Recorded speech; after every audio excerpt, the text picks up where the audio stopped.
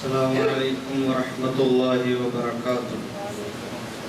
الحمد لله رب العالمين والصلاة والسلام على أشرف المرسلين وعلى آله وصحبه أجمعين.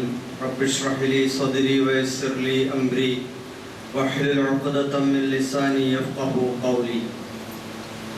أعوذ بالله من الشيطان الرجيم. بسم الله الرحمن الرحيم. يا أيها الذين آمنوا قوا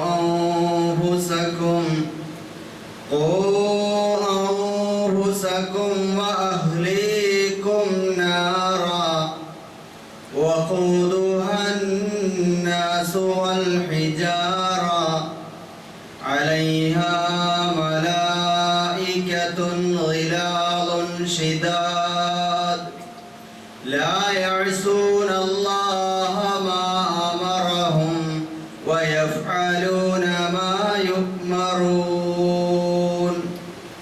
صدق الله العظيم. ബഹുമാന്യരായ സ്നേഹനിധികളായ സഹോദരങ്ങളെ, സത്യവിശ്വാസികളെ, ജീവിതത്തിൻ്റെ സാർവത്രികമായ മേഖലകളിൽ സർവശക്തനായ അല്ലാഹു സുബ്ഹാനഹു വ തആലയുടെ വിധിവിലക്കുകൾ, അവൻ്റെ അന്ത്യദൂതൻ മുഹമ്മദുർ റസൂലുള്ളാഹി സ്വല്ലല്ലാഹു അലൈഹി വസല്ലമിൻ്റെ ജീവിതചര്യകൾ അനുധാവനം ചെയ്തുകൊണ്ട് ജീവിതത്തെ ധന്യമാക്കുവാൻ ഞാൻ എന്നോടും നിങ്ങളോടും ഓർമ്മിപ്പിക്കുന്നു. കാര്യങ്ങൾ ശ്രദ്ധയോടെ കേൾക്കുകയും നല്ലതുമാത്രം പിൻപറ്റുകയും ചെയ്യുന്ന, ചിന്തിക്കുന്ന സന്മാർഗദർശികളായ സജ്ജനങ്ങളിൽ അള്ളാഹു നാം ഏവരെയും ഉൾപ്പെടുത്തി അനുഗ്രഹിക്കുമാറാകട്ടെ.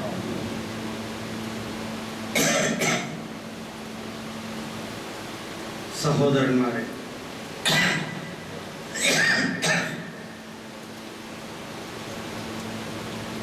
കഴിഞ്ഞ ദിവസം നമ്മുടെ മനസ്സാക്ഷിയെ ഞെട്ടിപ്പിക്കുന്ന നിലയിൽ തിരുവനന്തപുരം ജില്ലയിൽ എൻ്റെ നാടിനോടടുത്ത് പേരുമല എന്ന പ്രദേശത്ത് ഒരു കുടുംബത്തിലെ 5 ആളുകളെ, ആ കുടുംബത്തിലെ അഫ്ഫാൻ എന്ന 23-കാരൻ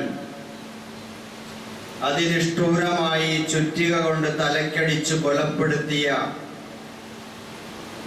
അവന്റെ ഉമ്മയെ കഴുത്തിൽ മുണ്ടുമുറുക്കി മരിച്ചെന്നുറപ്പാക്കാൻ തലയിൽ ചുറ്റിക കൊണ്ട് വീണ്ടും ആഞ്ഞടിച്ച് ഗുരുതരാവസ്ഥയിലേക്ക് തള്ളിയ ഒരു മകന്റെ ഭീകരമായ ചെയ്തികളിൽ നിന്ന് കേരളം ആ ഞെട്ടലിൽ നിന്ന് ഇതുവരെയും ഉണർന്നിട്ടില്ല. വ്യക്തിപരമായി ഞാൻ ആലോചിക്കുമ്പോൾ, ഒറ്റയ്ക്കിരിക്കുമ്പോ ഇടയ്ക്കിടയ്ക്ക് ഈ പ്രശ്നം തന്നെ ഇങ്ങനെ മനസ്സിൽ അലട്ടിക്കൊണ്ടേയിരിക്കുന്നു. വല്ലാത്ത സങ്കടം. എങ്ങനെയാണ് ഈ മോനിത് സാധിച്ചത്? മനഃശാസ്ത്രകാരന്മാരും കൗൺസിലർമാരും മാനസിക മനോരോഗ വിദഗ്ധന്മാരുമെല്ലാം കൊണ്ടുപിടിച്ച ചർച്ചകളും ലേഖനങ്ങളും പഠനങ്ങളും സമർപ്പിച്ചുകൊണ്ടിരിക്കുകയാണ്.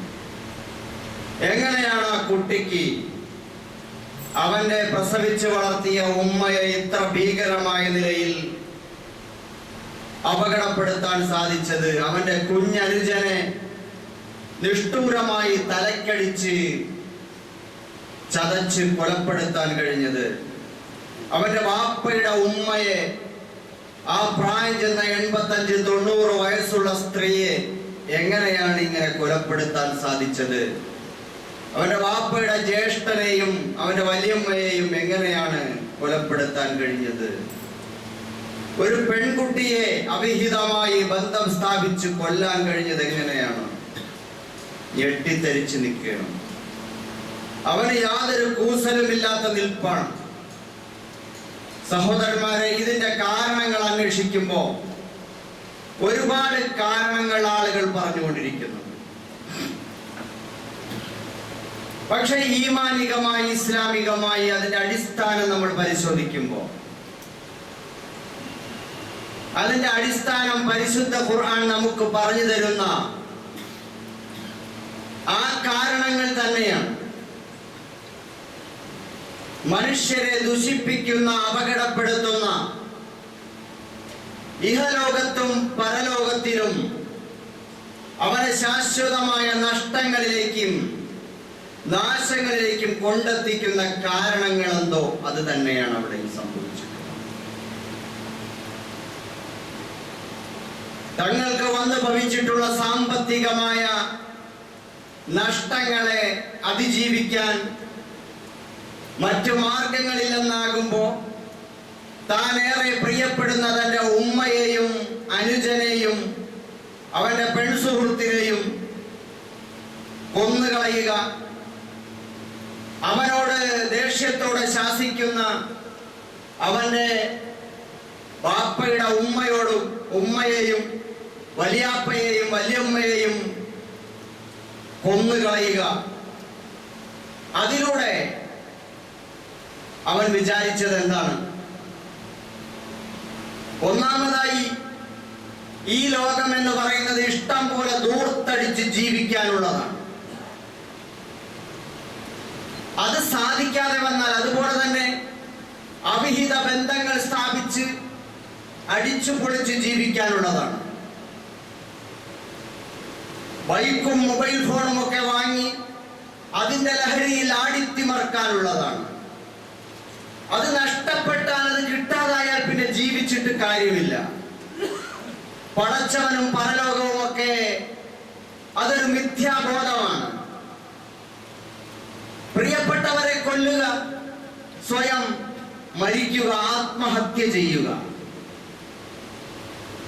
സഹോദരങ്ങളെ, അള്ളാഹുവിലും പരലോകത്തിലും വിശ്വാസം ദൃഢമായിട്ടുള്ള ആളുകൾക്ക് ഈ കാഴ്ചപ്പാട് അപ്പാടെ അയാൾ തിരുത്തലുകൾ വരുത്തും. ജീവിതത്തിലെ സുഖദുഃഖങ്ങളും കഷ്ടനഷ്ടങ്ങളും പരീക്ഷണങ്ങളും പ്രതിസന്ധികളുമെല്ലാം അള്ളാഹു ഇഷ്ടപ്പെട്ടവർക്ക് നൽകുന്നതാണ്. അത് ഈ ലോകത്ത് അള്ളാഹ് നമ്മുടെ കൂടെയുണ്ട്. മരണാനന്തരം പരലോകത്ത് നമ്മൾ മറ്റൊരു ലോകത്തെ നേരിടേണ്ടി വരും, വിചാരണയെ നേരിടേണ്ടി വരും എന്ന് ചിന്തിക്കുന്ന ആളുകളെ സംബന്ധിച്ചിടത്തോളം ഈ കൊലപാതകത്തിനും ഈ മദ്യപാനത്തിനും ഈ മയക്കുമരുന്നിനും ഈ സാമ്പത്തികമായ ധൂർത്തിനും ഈ അവിഹിത ബന്ധങ്ങൾ സ്ഥാപിക്കുന്നതിനും ഒന്നും അവരാരും മെനക്കെടുകയില്ല. ഇവിടുത്തെ പ്രശ്നം മനുഷ്യ മനസ്സുകളിൽ ഈമാൻ, ഇസ്ലാം കുടികൊള്ളുക എന്നിടത്താണ്. അത് അതിൻ്റെതായ അർത്ഥത്തിൽ അവന്റെ മനസ്സിനെ സ്പർശിക്കുക. അപ്പോഴാണ് മനുഷ്യന് ഏത് തരം വ്യതിചലനങ്ങളെയും അതിജീവിച്ച് മുമ്പോട്ട് പോകാൻ സാധിക്കുന്നത്. ഇവിടെ മനുഷ്യന്റെ ഈ ഈമാനില്ലായ്മയെ മുതലെടുത്തുകൊണ്ട് പിശാച് ഇടപെടുകയാണ്. ഈ പിശാചാണ് മനുഷ്യന്റെ മനസ്സുകളിൽ ദുർമന്ത്രണങ്ങൾ നടത്തി കൊടുക്കുന്നത്, തെറ്റായ തോന്നലുകൾ ഉണ്ടാക്കി കൊടുക്കുന്നത്. ആ തെറ്റായ തോന്നലുകളെ അതിജീവിക്കാനുള്ള ഈമാനികമായ മനഃശക്തി അവനില്ലാതെ പോയി. സഹോദരങ്ങളെ, ആദം നബി അലൈഹിസ്സലാത്തു വസ്സലാം മനുഷ്യന്റെ ഉൽപ്പത്തി ചരിത്രം,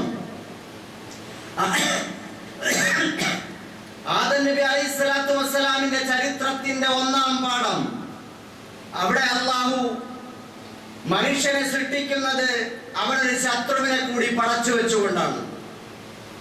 സ്വർഗത്തിലെ എല്ലാം നിനക്ക് ഭുജിക്കാം, വലാ തഖറബ ഹാദിഹി ഷജറ, ഈ മരത്തോട് അതിന്റെ പഴത്തോട് അടുത്തു പോകരുത്. പക്ഷേ ഇബ്ലീസ് വന്നിട്ട് എന്ത് പറഞ്ഞു? ഇബ്ലീസ് പ്രത്യക്ഷത്തിൽ വന്നിട്ടല്ല ഈ പറയുന്നത്. ഇബ്ലീസ് ആദം അലൈഹിസ്സലാമിന്റെ മനസ്സിലേക്ക് ചില തോന്നലുകൾ സൃഷ്ടിച്ചു കൊടുക്കുകയാണ്. ആ മരത്തോടെടുത്താൽ എന്താണ് പ്രശ്നം? ആ മരത്തിന്റെ പഴത്തിന് എന്ത് പ്രത്യേകതയാണുള്ളത്?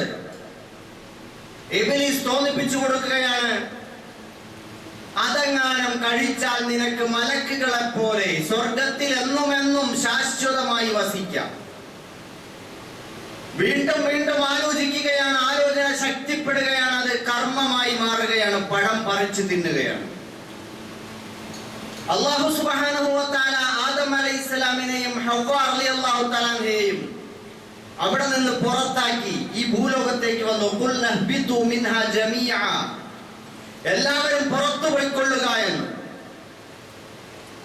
അങ്ങനെ ഈ ഭൂലോകത്തേക്ക് വന്നു. അപ്പോ ഇബ്ലീസ് അവിടെ പ്രശ്നമുണ്ടാക്കി. മാത്രമല്ല മറ്റൊരു പരീക്ഷണവും അല്ലാഹു നടത്തി. ആദം അലൈഹിസ്സലാമിന്റെ പ്രാധാന്യം, മനുഷ്യന്റെ പ്രത്യേകത, അവന് വൈജ്ഞാനികമായ ഔന്നത്യമുണ്ട്, മഹത്വമുണ്ട്. മലക്കുകൾക്കില്ലാത്തൊരു പ്രത്യേകതയാണ്. അല്ലമ ആദമ അസ്മാഅ കുല്ലഹ, എല്ലാ നാമങ്ങളും പഠിപ്പിച്ചു കൊടുത്തു. ആദം അലൈഹിസ്സലാമിനെ മലക്കുകളുടെ മുമ്പിൽ പരീക്ഷണത്തിന് ഹാജരാക്കി. അവിടെ ആദം അലൈഹിസ്സലാം വസ്തുക്കളുടെ പേരുകൾ പറഞ്ഞു കൊടുക്കുന്നു. അള്ളാഹുവിന്റെ മുമ്പിൽ ആ പരീക്ഷയിൽ വിജയിക്കുന്നു. ആദമിനെ വണങ്ങാൻ മലക്കുകളോട് പറയുന്നു. അവരുടെ കൂട്ടത്തിൽ ഇബ്ലീസ് അതിൽ നിന്ന് മാറി നിൽക്കുന്നു. മണ്ണിനാൽ പടയ്ക്കപ്പെട്ടവൻ, തീയിനാൽ സൃഷ്ടിക്കപ്പെട്ടവൻ, മണ്ണിനാൽ പടയ്ക്കപ്പെട്ടവന് നമിക്കണമോ എന്നാണ് ചോദിച്ചത്. അല്ലാഹു സുബ്ഹാനഹു വ തആല അവിടെ നിന്നും അങ്ങനെ പുറത്താക്കുകയാണ് ഈ സംഭവങ്ങളുടെ ഒടുവിൽ. സഹോദരങ്ങളെ, എന്നിട്ട് അല്ലാഹു പറഞ്ഞത് എന്താണ്? ഈ ഭൂലോകത്തേക്ക് നിങ്ങൾ വരുമ്പോ ഇവിടെ നമുക്ക് ഇതേപോലെ തന്നെ ആദം മക്കൾക്ക് ആ സ്വർഗത്തിലേക്ക് തിരിച്ചു പോകണമെങ്കിൽ ഈ പിശാചിന്റെ ശക്തികളിലൂടെ തുറന്നു വെക്കപ്പെട്ട ഈ പരീക്ഷണങ്ങളെ അതിജീവിക്കാൻ കഴിയണം. അവിടെ വിലക്കപ്പെട്ട ഒരു കനിയേ ഉണ്ടായിരുന്നുള്ളൂ. ഇവിടെ വിലക്കപ്പെട്ട ഒരുപാട് കനികളുണ്ട്. ولا تقربوا الزنا ولا تقربوا الفواحش ما ظهر منها وما بطن ولا تقربوا مال اليتيم. അനാഥയുടെ സ്വത്തുക്കൾ, അവിഹിത ബന്ധങ്ങൾ, അതേപോലെ മ്ലേച്ഛവൃത്തികൾ, സ്വന്തം ഇഷ്ടപ്പെട്ട കാര്യങ്ങൾ, മ്ലേച്ഛമായ അശ്ലീലമായ കാര്യങ്ങൾ, ഇത്തരം സംഗതികൾ ഒരുപാട് വിലക്കപ്പെട്ട കനികൾ, അതിനോടൊന്നും അടുത്തു പോകരുത് എന്ന് പറയുകയാണ്. എന്നിട്ട് അല്ലാഹു തആല ഇവിടെ പിശാചിനെ, ഇബ്ലീസിനെയും സൃഷ്ടിച്ചിട്ടുണ്ട്. നമ്മുടെ മുമ്പിൽ വെല്ലുവിളിയായി ഇബ്ലീസ് നിൽക്കുകയാണ്. ഇബ്ലീസ് അല്ലാഹുവിനോട് പറഞ്ഞത്, ഞാൻ നിന്റെ അടിമകളെ മുഴുവൻ പിഴപ്പിക്കുമെന്നാണ്. പക്ഷെ അല്ലാഹു സുബ്ഹാനഹു വ തആല പറഞ്ഞ, എന്റെ യഥാർത്ഥ ദാസന്മാരെ നിനക്ക് പിഴപ്പിക്കാൻ സാധ്യമല്ല. ഇദ്ഹബു ഫമൻ തബിഅക മിൻഹും ഫഇന്ന ജഹന്നമ ജസാഉകും ജസാഅൻ മഗ്ഫൂറ. നീയും നിന്റെ അനുയായികളും പോയിക്കോളൂ, നിങ്ങൾക്ക് സമ്മാനമായി, പ്രതിഫലമായി കിട്ടുന്നത് കൊടിയ നരകമാണ്, നാശമാണ്. വസ്തഫ്സിസ് മൻ ഇസ്തതഅത മിൻഹും ബിസൗതിക വജ്രിബ് അലൈഹിം ബിഖൈലിക വറജ്ലിക വശാരികുഹും ഫിൽ അംവാലി വൽ ഔലാദി വഇദുഹും വമാ യഇദുഹും അശ്ശൈത്താനു ഇല്ലാ ഗുറൂറ. അല്ലാഹു തആല ശൈത്താനെ ലൈസൻസ് കൊടുക്കുകയാണ്, അനുവാദം കൊടുക്കുന്നു. പൊയ്ക്കോ, നീ പോയിട്ട് സത്യവിശ്വാസികളെ പിഴപ്പിക്കാൻ നിനക്ക് കഴിയുന്ന മുഴുവൻ പണികളും ചെയ്തോ, നിനക്ക് അനുവാദം തന്നിരിക്കുകയാണ്. നിന്റെ ശബ്ദങ്ങൾ, നിന്റെ അട്ടഹാസങ്ങൾ, ആക്രോശങ്ങൾ, അതിലൂടെ നീ അവരെ ഇളക്കി വിട്ടോ. അതേപോലെ തന്നെ നിന്റെ കാലാൾപ്പടയും കുതിരപ്പടകളെയും ഇറക്കി വിട്ടോ, അവരതിൽ നിന്ന് പിന്തിരിപ്പിക്കാൻ. യുദ്ധം ചെയ്ത് അവരെ നീ നശിപ്പിക്കാൻ ശ്രമിച്ചോ. അവരെ എല്ലാവിധ അട്ടഹാസങ്ങളും ആക്രോശങ്ങളും കൂത്താട്ടങ്ങളിലൂടെയും നീ അവരെ നശിപ്പിക്കാൻ ശ്രമിച്ചോ. വശാരിക്കുഹും ഫിൽ അംവാലി വൽ ഔലാദ്, സാമ്പത്തികമായ പ്രവർത്തനങ്ങളിലും അതേപോലെ അവരുടെ സന്താനങ്ങളുടെ കാര്യത്തിലുമെല്ലാം നീ അവരുടെ കൂടെ കൂടിയിട്ട് തിമർത്താടിക്കോ, നീ എല്ലാ ബഹളവും ഉണ്ടാക്കിക്കോ. വഇദുഹും, നീ അവന് മോഹന സുന്ദര വാഗ്ദാനങ്ങളൊക്കെ കൊടുത്ത് അവന് മോഹവലയങ്ങൾ സൃഷ്ടിച്ച് വലിയ സ്വപ്നങ്ങൾ കൊടുത്തോ. വമാ യഇദു എന്നിട്ട് വമാ യഅദുഹുമു ശൈത്വാനു ഇല്ലാ ഗുറൂറ, ശൈത്താൻ അവരോട് വഞ്ചനാപരമായ വാഗ്ദാനങ്ങൾ മാത്രമേ അവർക്ക് കൊടുക്കുകയുള്ളൂ. അല്ലാഹു തആല അങ്ങനെ അനുവാദം കൊടുത്ത് പറഞ്ഞു വിട്ട പിശാചിന്റെ തിമർത്താട്ടങ്ങളിൽ വഞ്ചിതരാവുകയാണ് നമ്മൾ. സഹോദരങ്ങളെ, ഖുർആൻ മറ്റ് പല ഭാഗങ്ങളിലും ഇത് പറയുന്നുണ്ട്. ഖുർആൻ പറയുന്നുണ്ട്, അവർക്ക് കാണാൻ പറ്റാത്ത നിലയിൽ അവരുടെ മുന്നിലും പിന്നിലുമെല്ലാം ശൈത്താൻ പ്രത്യക്ഷപ്പെടും. നമ്മൾ വിചാരിക്കുന്ന ഒരു പ്രകടമായ പ്രത്യക്ഷമായ ആരൂപത്തിലല്ല വരുന്നത്. ചിന്തകളായി, ഊഹങ്ങളായി, ഭാവനകളായി, സ്വപ്നങ്ങളായി, പ്രതീക്ഷകളായി, ആഗ്രഹങ്ങളായി, വസ്വാസുകളായി കടന്നു വരും. അത് നമ്മുടെ മനസ്സിലേക്ക് കയറിക്കൂടും. എന്നിട്ട് നമ്മളെ എല്ലാ സംഗതികളിലും ഇളക്കിവിടും. ഈ പറഞ്ഞതുപോലെ ജീവിതത്തിന്റെ നാനാ മേഖലകളിൽ എല്ലാം ദുഷിപ്പിക്കാൻ വേണ്ടി അവൻ ശ്രമിക്കും. എന്നിട്ട് അല്ലാഹു സുബ്ഹാനഹു വ തആല പറഞ്ഞത്, എന്നാൽ ഇന്ന ഇബാദി ലൈസ ലക അലൈഹിം സുൽത്താനുൻ, എന്റെ ദാസന്മാർ, അല്ലാഹു പറഞ്ഞതാണ്, എന്റെ ദാസന്മാർ, അവർക്ക് ലൈസ ലക അലൈഹിം, അവർക്ക് മേൽ സുൽത്താൻ, നിനക്ക് യാതൊരു അധികാരവും ഉണ്ടാവില്ല, ഒരു സ്വാധീനവും നിനക്കുണ്ടാവുകയില്ല. വകഫാ ബിറബ്ബിക വകീല, നിനക്ക് കാര്യങ്ങൾ ഭരമേൽപ്പിക്കാൻ അല്ലാഹു മതിയായവനാണ്. സത്യവിശ്വാസിയോട് അല്ലാഹു തആല പറയുക. സഹോദരന്മാരെ, ആ അർത്ഥത്തിൽ ഇവിടെ പിശാചിന്റെ തിമർത്താട്ടങ്ങൾ, കൂത്താട്ടങ്ങൾ അരങ്ങ് തകർക്കുന്ന ലോകമാണ് ഇത്. പണ്ട് നമ്മുടെ പിതാവിനെ, നമ്മുടെ ബാപ്പയെ പിഴപ്പിച്ചവനാണ്. ആ ബാപ്പയെ സ്വർഗത്തിൽ നിന്ന് ആട്ടിപ്പുറത്താക്കി, ബാപ്പയെയും ഉമ്മയെയും. ഇവിടെ വന്നിട്ട് അവന്റെ പ്രവർത്തനങ്ങൾ ഇവിടെയും തുടർന്നു. ആദം അലൈഹിസ്സലാമിന്റെ രണ്ട് പ്രിയപ്പെട്ട മക്കൾ കാബീലിനെയും ഹാബീലിനെയും പിടികൂടി. ആ പെണ്ണിന്റെ പേരിൽ തന്നെ പിടികൂടി. കാബീലിനൊപ്പം പിറന്ന സുന്ദരിയായ പെണ്ണ്, അത് നേരെ മറുവശത്ത് ഹാബീലിനോടൊപ്പം പിറന്ന മറ്റൊരു പെൺകുട്ടി. ആ കാബീലിനൊപ്പം പിറന്ന കുട്ടിയെ ഹാബീൽ വിവാഹം കഴിക്കണം, ഹാബീലിനൊപ്പം പിറന്ന കുട്ടിയെ കാബീൽ വിവാഹം കഴിക്കണം. അങ്ങനെ ക്രോസ് മാരേജ് നടത്തുന്ന ഒരു നിയമം ആദ്യ കാലഘട്ടത്തിൽ അല്ലാഹു നിയമമാക്കി. അങ്ങനെ ആ നിയമത്തെ ലംഘിച്ചുകൊണ്ട് കാബീലിന് തന്നോടൊപ്പം പിറന്ന സുന്ദരിക്കുട്ടിയെ തന്നെ കെട്ടണമെന്ന വാശി പിടിച്ചുകൊണ്ട്, ഹാബീലിന്റെ അവകാശത്തെ ധ്വംസിച്ചുകൊണ്ട് ഹാബീലുമായി പ്രശ്നമുണ്ടാക്കി, ഹാബീലിനെ കല്ലുകൊണ്ട് തലക്കടിച്ചു കൊലപ്പെടുത്തി പെണ്ണിന്റെ പേരിൽ. അങ്ങനെ ഇബ്ലീസ് അവന്റെ തിമർത്താട്ടം അവിടെയും നടത്തി. പിന്നെ ചരിത്രത്തിൽ പ്രവാചകന്മാരിലൂടെ, സത്യവിശ്വാസികളിലൂടെ ഇബ്ലീസിന്റെ തേർവാഴ്ചകൾ കടന്നു വരുന്ന ഒരുപാട് രംഗങ്ങൾ ചരിത്രത്തിൽ നമുക്ക് കാണാൻ കഴിയുന്നുണ്ട്. നൂഹ് നബി അലൈഹിസ്സലാത്തു വസ്സലാമിന്റെ കാലമാകുമ്പോ, നൂഹ് നബി അലൈഹിസ്സലാമിന്റെ കാലഘട്ടത്തിൽ ജീവിച്ചിരുന്ന സ്വാലിഹീങ്ങളായ വലിയ വലിയ പുണ്യാത്മാക്കൾ, മഹാത്മാക്കൾ ഉണ്ടായിരുന്നു.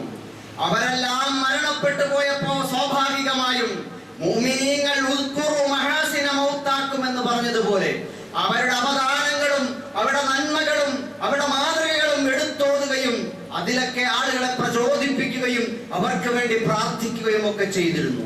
പക്ഷെ പിൽക്കാലത്ത് അവരുടെ സ്മരണകൾ അവരുടെ തലമുറയിൽ നിന്ന് മാറുകയും ഈമാനികമായി ദുർബലമാകുന്ന പുതിയ തലമുറ വരികയും ചെയ്തപ്പോ അവരുടെ അടുക്കൽ പോയിരിക്കുകയും അവരോട് പ്രാർത്ഥിക്കുകയും അവരെ ആരാധിക്കുകയും അവരുടെ പ്രതിഷ്ഠകൾ ഉണ്ടാക്കുകയും അങ്ങനെ വിഗ്രഹാരാധന ലോകത്ത് കടത്തിക്കൊണ്ടുവരികയും ചെയ്തു. ഇബ്ലീസ് എപ്പോഴും കൊച്ചു കൊച്ചു തുടക്കങ്ങളിലൂടെയാണ് അവൻ മനുഷ്യരെ വഴിപിഴപ്പിക്കാൻ ശ്രമിക്കുന്നത്. ആദം നബി അലൈഹിസ്സലാമിന് പഴം പറിച്ചു തിന്നാൻ പ്രേരിപ്പിച്ചത് ഒരു ജിജ്ഞാസ കൊടുത്തുകൊണ്ടാണ്. ആ വിലക്കപ്പെട്ട കനി അത് തിന്നാൽ ഇപ്പൊ എന്താ കുഴപ്പം എന്ന ഒരു കൊച്ചു ചിന്തയിൽ നിന്ന് തുടങ്ങി വലിയ ദുരന്തത്തിലേക്ക് കലാശിച്ചു. അതോടൊപ്പം കാബീലിന് തന്നോടൊപ്പം പിറന്ന കുട്ടി ഞാൻ സ്വന്തമാക്കിയാൽ എന്താ കുഴപ്പം, അസൂയയായിരുന്നു. അതിലൂടെയാണ് അയാൾ അവസാനം ഒരു കൊലപാതകത്തിലെത്തിയത്. ഇതേപോലെ നൂഹ് നബി അലൈഹിസ്സലാമിന്റെ കാലഘട്ടത്തിൽ മഹാത്മാക്കളോടുള്ള ബഹുമാന ആദരവുകൾ നല്ലതാണ്. പക്ഷെ അത് വളർന്ന് ആരാധനയിലേക്കും അതേപോലെ തന്നെ സ്മാരക നിർമ്മാണത്തിലേക്കും അവസാനം വിഗ്രഹാരാധനയിലേക്കും വഴിമാറുന്ന അവസ്ഥയിലേക്ക് ഇബ്ലീസ് കൊണ്ടുവന്നെത്തിക്കുന്ന രംഗമാണ് നമ്മൾ കണ്ടത്. യൂസുഫ് നബി അലൈഹിസ്സലാത്തു വസ്സലാം അദ്ദേഹത്തെ രാജാവിന്റെ കൊട്ടാരത്തിൽ കഴിയുമ്പോ അവിടത്തെ അദ്ദേഹത്തിന്റെ സുന്ദരിയായ പത്നി വശീകരിക്കാൻ ശ്രമിച്ചു.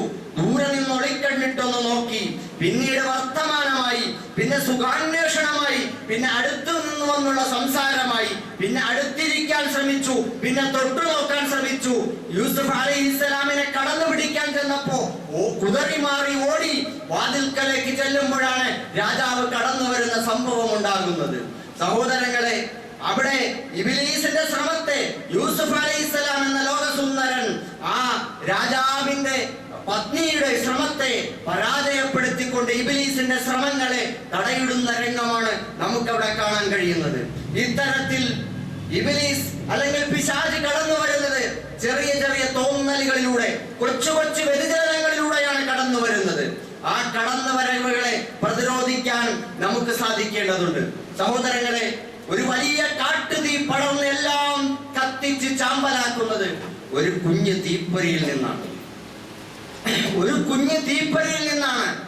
ഒരു കപ്പലിൽ എവിടെയോ ഉണ്ടായ ചെറിയ ഒരു സുഷിരത്തിലൂടെ കയറിയ ജലാംശമാണ്, അതിലൂടെ പതുക്കെ അരിച്ചു കയറിയ വെള്ളമാണ് ആ കപ്പലിനെ ഒന്നാകെ മുക്കിക്കളയുന്നത്. ഇതേപോലെ ട്രാഫിക് നിയമങ്ങൾ, റോഡ് നിയമങ്ങളിലെ ഏതോ ഒരു കൊച്ചു നിയമം ലംഘിക്കുന്നതാണ് വലിയ അപകടങ്ങളിലേക്കും ദുരന്തങ്ങളിലേക്കും കൊണ്ടുവന്നെത്തിക്കുന്നത്. പെരിയാർ ഡാം അതൊരു ഭീകരമായ ഡാം.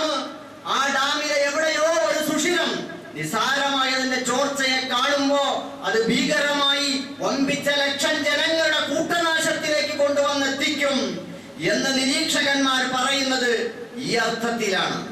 ഇതേപോലെ ഇബ്ലീസിന്റെ കൊച്ചു കൊച്ചു ശ്രമങ്ങളെ തടയിടാൻ അല്ലാഹു സുബ്ഹാനഹു വ തആല അവൻ പരിശുദ്ധ ഖുർആനിലൂടെ, അവന്റെ പ്രവാചകൻ സല്ലല്ലാഹു അലൈഹി വസല്ലമിന്റെ സന്ദേശങ്ങളിലൂടെ നമ്മളോട് പറഞ്ഞിട്ടുണ്ടായിരുന്നു. റസൂലുള്ളാഹി സ്വല്ലല്ലാഹു അലൈഹി വസല്ലം പറഞ്ഞില്ലേ, അന്നദറു സഹമുൻ മസ്മൂമുൻ മിൻ സിഹാമി ഇബ്ലീസ്. നോട്ടം, ആ ഒരു ആണിനെ പെണ്ണ് നോക്കുന്നതും പെണ്ണ് ആണിനെ നോക്കുന്നതും അത് കാഴ്ച എന്ന നിലയിലാകാം. സ്വാഭാവികമായ ഇടപഴക്കത്തിന്റെ, സമ്പർക്കത്തിന്റെ, അനിവാര്യമായ സാമൂഹിക ജീവിതത്തിന്റെ സ്വാഭാവികമായ ഇടപഴക്കത്തിൽ അനിവാര്യമായ സമ്പർക്കങ്ങളാകാം. പക്ഷേ ഒരാളെ കാണുന്നതും നോക്കുന്നതും വ്യത്യാസമുണ്ട്. നദർ എന്ന് പറഞ്ഞാൽ നോട്ടമാണ്. നോട്ടം എന്നത് ബോധപൂർവം സംഭവിക്കുന്നതാണ്. അതിനെ നബി സല്ലല്ലാഹു അലൈഹി വസല്ലം വിശേഷിപ്പിച്ചത് അന്നദറു സഹമുൻ മിൻ സിഹാമി ഇബ്ലീസ്. ഇബ്ലീസിന്റെ വിഷത്താൽ ഊട്ടപ്പെട്ട ഒരു അസ്ത്രമാണ്, അസ്ത്രപ്രയോഗമാണ് നോട്ടം എന്ന് പറയുന്നത്. ആ അർത്ഥത്തിൽ ഒരു പെണ്ണിനെ നോക്കുന്നത്, ഒരു പെണ്ണ് ആണിനെ നോക്കുന്നത്, അവിടെ നിന്നാണ് ആ തീപ്പൊരിയുടെ തുടക്കം. പിന്നെ അത് കാട്ടുതീയായി എല്ലാം ഭസ്മമാക്കുന്നത് പോലെ ആ ജീവിതത്തെ തകർത്ത് കളയുകയാണ്. അസൂയ എന്ന് പറയുന്നത് വളരെ ചെറിയൊരു സംഗതിയാണ്.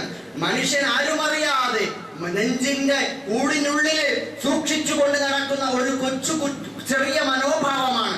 അൽ ഹസദു യഅകുലുൽ ഹസന കമാ തഅകുലുൻ നാറുൽ ഹതബ. തീ വിറകിനെ തിന്നും പോലെ, കാട്ടുതീ കാടിനെ നശിപ്പിക്കും പോലെ അസൂയ എന്നത് സൽക്കർമ്മങ്ങളെ ചെയ്തു കൂട്ടിയ മുഴുവൻ നന്മകളെയും അപ്പാടെ കരിച്ചു ഭസ്മമാക്കി കളയുമെന്ന് റസൂലുള്ളാഹി സ്വല്ലല്ലാഹു അലൈഹി വസല്ലം. അഹങ്കാരം എന്നത് മനസ്സിന്റെ ഏതോ ഒരു കോണിൽ ഒരൽപ്പം, ഒരു അണുത്തൂക്കം അഹങ്കാരം ഉണ്ടാകുന്നത് എന്താണ് പ്രശ്നമെന്ന് ചോദിക്കാം. പക്ഷേ റസൂലുള്ളാഹി സ്വല്ലല്ലാഹു അലൈഹി വസല്ലം പറയുന്നു, ലാ യദ്ഖുലുൽ ജന്നത മിസ്ഖാലു ദർറത്തിൻ മിൻ കിബ്രിൻ മൻ കാന ഫീ ഖൽബിഹി മിസ്ഖാലു ദർറത്തിൻ മിൻ കിബ്രിൻ. ആരുടെയും ഹൃദയത്തിന്റെ ഉള്ളിൽ ഒരു അണുത്തൂക്കം അഹങ്കാരമുള്ളവൻ സ്വർഗ്ഗത്തിൽ കടക്കുകയില്ല എന്ന് റസൂലുള്ളാഹി സ്വല്ലല്ലാഹു അലൈഹി വസല്ലം. സഹോദരങ്ങളെ, അതാണ് വസ്ത്രം എരിയാണിക്ക് താഴെ വലിച്ചിടയ്ക്കരുത് എന്ന് പറയുന്നതിന്റെ അർത്ഥം ബത്തറൻ, അഹങ്കാരത്തോടെ വലിച്ചിടയ്ക്കുന്നവൻ എന്നാണ്. അഹങ്കാരം എന്നത് ഏതൊക്കെ രൂപത്തിൽ, ഭാവത്തിൽ അഹങ്കാരവും അസൂയയും പൊങ്ങച്ചവും കട്ടുനോട്ടവും ഭോഗക്കാഴ്ചയും അങ്ങനെ തുടങ്ങി കൊച്ചു കൊച്ചു തീപ്പൊരികൾ, തിന്മയുടെ തീപ്പൊരികളെ പ്രതിരോധിക്കുകയാണ് റസൂലുള്ളാഹി സ്വല്ലല്ലാഹു അലൈഹി വസല്ലം അത്തരം നിർദ്ദേശത്തിലൂടെ ചെയ്തത്. അതിന്റെ ദുരന്തം എന്താണ്? കൊടിയ നാശമാണ്. ഒരു പെണ്ണിനെ നോക്കുന്നത് എന്താണ് പ്രശ്നം എന്ന് ചോദിക്കും. പക്ഷേ സഹോദരങ്ങളെ, ആ നോട്ടത്തിന്റെ അനന്തരഫലമാണ് കൊലപാതകങ്ങളും ആത്മഹത്യകളും ഗ്യാസുകൾ പൊട്ടിത്തെറിക്കലും ചുറ്റിക കൊണ്ട് തലക്കടിച്ചു കൊല്ലലും ഒരു കുടുംബത്തെ തന്നെ നശിപ്പിക്കലിലേക്കും കൊണ്ടുവന്നെത്തിക്കുന്നത് അതാണ്. നമ്മളൊക്കെ തന്നെ ജീവിക്കുന്നവരാണ്. നാം ജീവിക്കുന്ന സാമൂഹിക അന്തരീക്ഷത്തിൽ, പഠന മേഖലകളിൽ, കലാലയങ്ങളിൽ, തൊഴിലിടങ്ങളിൽ, നമ്മുടെ സാമൂഹിക ജീവിതത്തിൽ എത്രയെത്ര കൊച്ചു കൊച്ചു തിന്മകളാണ് നമ്മളിലേക്ക് കടന്നു വരുമ്പോൾ നിസാരമായി നമ്മൾ കരുതുന്നത്. ആദ്യത്തെ ഒരു പഫ് എന്താണ് പ്രശ്നം? സിഗരറ്റ് വലിക്കുന്ന കൂട്ടുകാരോടൊപ്പം ഒന്ന് പുകച്ചു നോക്കിയാൽ എന്ത് കുഴപ്പമെന്ന് ചിന്തിക്കും. ആദ്യത്തെ പഫ് നിന്റെ ഒടുക്കത്തെ പുകച്ചിലായി മാറിപ്പോകും സഹോദരൻ. ആദ്യത്തെ നിന്റെ മദ്യപാനം നിന്റെ കൂട്ടുകാരനോടൊപ്പം വിനോദയാത്ര പോയപ്പോ, അവനോടൊപ്പം ക്ലബിലിരുന്നപ്പോ, അവനോടൊപ്പം കലാലയത്തിന്റെ വളപ്പിലിരുന്നപ്പോ, കൂട്ടുകാരി കുപ്പി പൊട്ടിച്ചപ്പോ ഒന്ന് നുണഞ്ഞ് നീയൊക്കെ ആണെന്ന് പറഞ്ഞ് ജീവിക്കുന്നത് എന്തിനടാ എന്ന പരിഹാസത്തിന്റെ മുമ്പിൽ പിടിച്ചു നിൽക്കാൻ ഒന്ന് നുണഞ്ഞതേ ഉള്ളൂ. അവന്റെ ഒടുക്കത്തെ നുണയനാണ്. പിന്നെ അവൻ ആ പിശാച് ആ കണിയിൽപ്പെടുത്തി അവന്റെ ജീവിതം കുളം തോണ്ടുകയാണ്. അവന്റെ കയ്യിലുള്ള മയക്കുമരുന്ന് MDMA എന്തോ ഒന്ന് അതൊന്ന് നുണഞ്ഞു നോക്കി ഏതോ വഴിയിലൂടെ അങ്ങനെ അത് പിന്നെ അവനെ വിട്ടുമാറാതെ പിശാച് അവനെ പിടികൂടുകയാണ്. കടന്നു വന്ന വഴിയാകട്ടെ ഇതൽപ്പം ഒന്ന് നുകർന്നു നോക്കിയാൽ, ഒന്ന് നുകർന്നു നോക്കിയാൽ എന്ത് പ്രശ്നം എന്ന മനസ്സിന്റെ കൊച്ചു ചിന്ത പക്ഷെ വലിയ നഷ്ടങ്ങളിലേക്ക് കൊണ്ടുവന്നെത്തിക്കുകയാണ്. ഇത് തന്നെയാണ് പെൺകുട്ടിയോടൊപ്പം അടുത്തിരുന്നാൽ എന്ത് കുഴപ്പം, പഠന സൗഹൃദങ്ങൾ, അതൊക്കെ തന്നെ ഭാര്യ ഭർത്താക്കന്മാരെ പോലെയുള്ള ജീവിതത്തിലേക്ക് വഴിമാറുന്നു. എത്രയെത്ര രംഗങ്ങളാണ് നമ്മൾ കണ്ടുകൊണ്ടിരിക്കുന്നത്. അങ്ങനെ അവർ ചോദിക്കുന്ന ചോദ്യം എന്താണ്? കൂടെ പഠിക്കുന്ന കുട്ടിയോടൊപ്പം അടുത്തിരുന്നാൽ എന്താണ് കുഴപ്പം? ഷേക്ക് ഹാൻഡ് ചെയ്താൽ എന്താണ് കുഴപ്പം? ഒന്ന് തോളിൽ കൈയിട്ടാൽ എന്താണ് പ്രശ്നം? ഒരു ആലിംഗനത്തിന്റെ പ്രശ്നം എന്താണ്? നമ്മൾ ഇതൊക്കെ ഒരു മനോരോഗികളാണ് ഇതൊക്കെ പ്രശ്നമാക്കുന്നത്. അപരിഷ്കൃതന്മാരല്ലേ പ്രശ്നമാക്കുന്നത്? പുരോഗമിച്ച ലോകത്ത് ഇതൊക്കെ സാമൂഹിക ജീവിതത്തിൽ അനിവാര്യമായ സംസ്കാരങ്ങളല്ലേ എന്നൊക്കെ പറഞ്ഞുകൊണ്ട് പുതിയ കാലത്തെ ലിബറൽ ചിന്താഗതികളിലൂടെ നമുക്ക് വലിയ പുരോഗതിയായി തോന്നുന്ന കൊച്ചു കൊച്ചു തോന്നലുകളിലൂടെ അവസാനം കുടുംബത്തെ നശിപ്പിക്കുന്നു. പെണ്ണിനോടൊന്ന് ചാറ്റ് ചെയ്താൽ എന്ത് കുഴപ്പം? ഔദ്യോഗികമായ സംഭാഷണത്തിനപ്പുറം ഒരു സുഖവിവരം തിരക്കിയാൽ എന്ത് കുഴപ്പം എന്ന് ചിന്തിക്കുന്ന, അതിനൊരു സുഖം കണ്ടെത്തുമ്പോൾ അവസാനം കുടുംബത്തെ തന്നെ തകർക്കുന്ന അവസ്ഥയിലേക്ക് പോവുകയാണ്. സഹോദരന്മാരെ, ഞാൻ അവസാനിപ്പിക്കുകയാണ്. അതുകൊണ്ട് പറഞ്ഞു വരുന്നത്, ഇത്തരത്തിൽ മനുഷ്യരെ മുഴുവനും നശിപ്പിക്കുന്ന നരകത്തിന്റെ വഴിയിലേക്ക് കൂട്ടിക്കൊണ്ടുപോകുന്ന പിശാചിന്റെ കുതന്ത്രങ്ങൾ അതൊക്കെ തന്നെ ഇങ്ങനെ വലവിരിച്ചവൻ കാത്തിരിക്കുമ്പോ അതിൽ നിന്ന് കുതറിമാറാൻ വിശുദ്ധ റമദാൻ കടന്നു വരികയാണ്. വിശുദ്ധ റമദാൻ കടന്നു വരികയാണ്. നബി സല്ലല്ലാഹു അലൈഹി വസല്ലം പറഞ്ഞല്ലോ, നബി സല്ലല്ലാഹു അലൈഹി വസല്ലം പറഞ്ഞു, ഇദാ കാനത് അവ്വല ലൈലത്തിൻ മിൻ റമദാൻ, ഇദാ കാനത് അവ്വല ലൈലത്തിൻ മിൻ റമദാൻ സുഫിദത്തി ശയാത്തീൻ, റമദാന്റെ ആദ്യത്തെ രാത്രി പ്രത്യക്ഷപ്പെട്ടാൽ പിശാചിനെ ചങ്ങലക്കിടും. അതുപോലെ നരകത്തിന്റെ കവാടങ്ങൾ അടയ്ക്കപ്പെടും. അതേപോലെ തന്നെ വനാദാ മുനാദിൻ, ഒരാൾ വിളിച്ചു പറയും, യാ ബാഗിയൽ ഖൈർ അഖ്ബിൽ, നന്മ ഉദ്ദേശിക്കുന്നവനെ മുന്നോട്ട് മുന്നോട്ട്, തിന്മയെ ഉദ്ദേശിക്കുന്നവനെ മതിയാക്ക്, പിന്നോട്ട് വെക്കോ. എന്നിട്ട് അല്ലാഹു എല്ലാ രാത്രിയും നരകത്തിൽ ആളുകളെ മോചിപ്പിച്ചുകൊണ്ടേയിരിക്കുമെന്ന് റസൂലുള്ളാഹി സ്വല്ലല്ലാഹു അലൈഹി വസല്ലം. അതുകൊണ്ട് സഹോദരന്മാരെ, നമ്മൾ പരിശുദ്ധമായ ഈ റമദാനിൽ നമ്മെ പലതരത്തിലും നമ്മളെ ബാധിച്ചു കൊണ്ടിരിക്കുന്ന ക്യാൻസർ പോലെ അരിച്ചു കയറുകയാണ്. ഈമാൻ കാർന്നു തിന്നുന്ന, ഇസ്ലാമിനെ കാർന്നു തിന്നുന്ന, നമ്മുടെ സംസ്കാരത്തെ കാർന്നു തിന്നുന്ന, നമ്മുടെ ആരോഗ്യത്തെ കാർന്നു തിന്നുന്ന, കുടുംബജീവിതത്തെ നശിപ്പിക്കുന്ന ഒരുപാട് തിന്മകൾ, പിശാച് കെണികൾ വിരിച്ച് പല രൂപത്തിലും നമ്മളിലേക്ക് കടന്നു വന്നുകൊണ്ടിരിക്കുകയാണ്. അതിനെ നശിപ്പിക്കാൻ, അതിനെ പ്രതിരോധിക്കാൻ നബി സല്ലല്ലാഹു അലൈഹി വസല്ലം പറഞ്ഞു, നോമ്പ് പരിചയാണ്. ഇതൊരു യുദ്ധമാണ്. പിശാചും നമ്മളും തമ്മിലുള്ള പോരാട്ടമാണ്. അവനെ ചെറുത്തു തോൽപ്പിക്കാൻ നമുക്ക് വേണ്ടത് തഖ്വയാണ്. മനസ്സിന്റെ കരുത്തോടെ, അല്ലാഹുവിനെ കുറിച്ചുള്ള ചിന്തയോടെ, പരിശുദ്ധ ഖുർആനിൽ നിന്ന് നന്മകൾ ഉൾക്കൊണ്ടുകൊണ്ട് നമുക്ക് മുമ്പോട്ട് പോകാൻ സാധിക്കണം. അല്ലാഹു നാം ഏവരെയും സഹായിക്കുമാറാകട്ടെ. യഥാർത്ഥ മുത്തഖീകൾക്കുള്ളതാണ് സ്വർഗം. ആ സ്വർഗത്തിൽ കാലാകാലം വസിക്കാൻ അല്ലാഹു നമ്മെ എല്ലാവരെയും സഹായിക്കുമാറാകട്ടെ. നമ്മിൽ നിന്ന് വേർപിരിഞ്ഞു പോയവർക്ക് അല്ലാഹു സ്വർഗം കൊടുത്ത് അനുഗ്രഹിക്കുമാറാകട്ടെ. എല്ലാവിധ അത്യാഹിതങ്ങളിൽ നിന്നും ആപത്തുകളിൽ നിന്നും അള്ളാഹു നാമുമായി ബന്ധപ്പെട്ട എല്ലാവരെയും രക്ഷിക്കുമാറാകട്ടെ. അൽഹംദുലില്ലാഹി റബ്ബിൽ ആലമീൻ. ഒന്ന് രണ്ട് അത്യാവശ്യ കാര്യങ്ങൾ